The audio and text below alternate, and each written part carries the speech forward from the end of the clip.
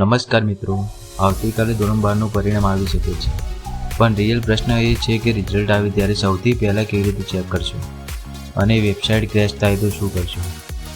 આ વિડીયોમાં તમે એક્ઝેક્ટ પ્રોસેસ બતાવીશ, સ્ટેપ બાય સ્ટેપ. સૌપ્રથમ રિઝલ્ટ ચેક કરવાની બેસ્ટ રીત ઓફિશિયલ વેબસાઇટ છે. સ્ટેપ GSEB.org ઓપન કરો, HSC રિઝલ્ટ 2026 પર ક્લિક કરો, ત્યારબાદ સીટ નંબર દાખલ કરો, સબમિટ કરો અને રિઝલ્ટ સ્ક્રીન પર આવશે.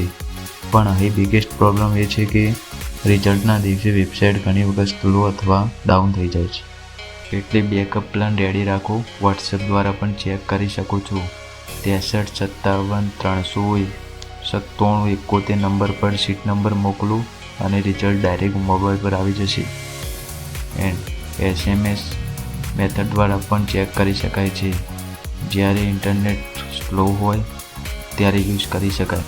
અને આ 3 ભૂલ ક્યારેય ન કરશો.